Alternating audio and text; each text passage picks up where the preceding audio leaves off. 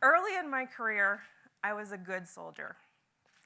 I worked extremely long hours as I believed that long hours meant high performance. I said yes to everything for fear of missing out on an opportunity or letting somebody down. Yes, I will work on your proposal. Yes, I will help with the analyst community.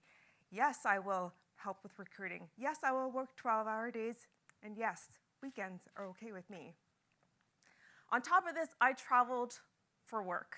Every week, I would travel to my client site, and it became normal to wake up at ridiculous hours, wait in airports, sleep on airplanes. I did this for 8 years straight, while achieving milestones like buying a home and getting married.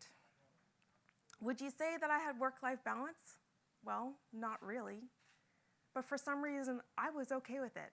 I felt I had found a groove, and it worked for my dual income, no kids yet, otherwise known as dinky lifestyle. So what changed? I became pregnant. I worked right up until my due date. I only stopped traveling when the plane wouldn't let me on due to the risk. After a long and hard but wonderful mat leave, I returned back to work. And this is where things really fell apart for me. My mentality had not changed. Work long and hard, but my circumstances had. Because now I had a family to take care of, a family that took a lot of time, energy, and priority. It took many years to wrap my head around this constant push and pull between work and life, and I wasn't really enjoying it. I believe that in order to achieve long-term professional success, we need to stop treating work and life as separate, but as integrated together. I see the need to create work-life harmony. So, where do you start? We need to stop treating work and life as separate aspects, as it creates an unnatural separation in your life. The reality is, work doesn't just stop at 5 o'clock and life picks up at 5:01. I used to feel guilty for leaving work to pick up my kids if they were sick.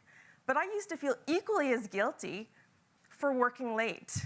The constant guilt and anxiety about working during what was supposed to be personal time and doing personal stuff during what was supposed to be work hours was eating away at me.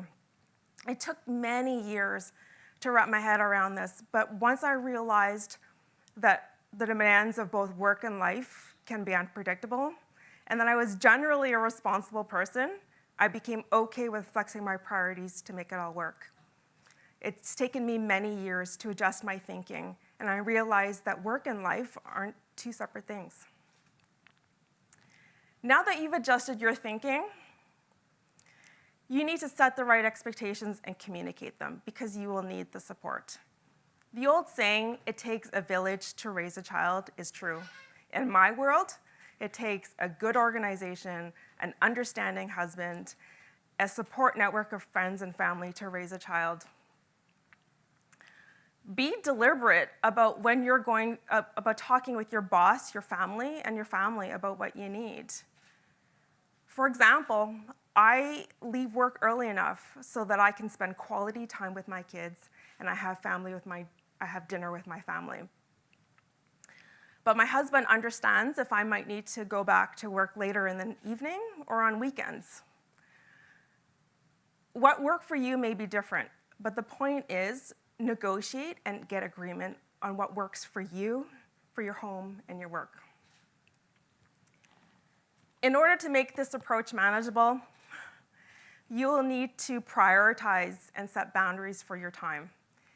That means being deliberate about when to say no. I find it helpful to see each day starting with an empty jar, and there's only so much you can put in it, which means you have to be deliberate about what you put in or what you leave out. For example, I may choose to have a hallway conversation, and that's working on relationships with my coworkers, but that may be taking time away from my work, which I might need to make up in the evening. And that could have been spent with my family or on myself. Another example, I may be faced with a work event that's in the evening. Well, do I give up my personal time for that? Well, it depends. Was I traveling that week? Are my kids going through a difficult phase? Will the work event make a material difference in my career? Each choice will have a different result, which means I have to say no often in both work and life. How do you want the jar to be filled up? Well, it's always changing. The point is, you need to discuss your expectations often. And each choice will have a different result. Focusing on your overall goals helps me to decide day to day.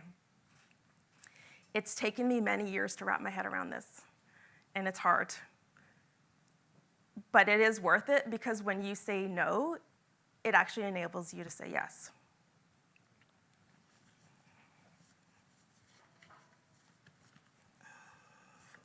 Today, I've spoken to you about how you can achieve work-life harmony. Think about work and life in an integrated manner. Set up a strong support system that accommodates flexibility. Focus on your overall goals to help you prioritize how you want to spend your time day to day. When I reflect back on my journey, I definitely took the long and hard route. But I do believe professional success and work-life harmony are achievable. I am now a partner in the firm. I have a happy life with 2 kids, 2 dogs, much less air miles. If I can do it, so can you.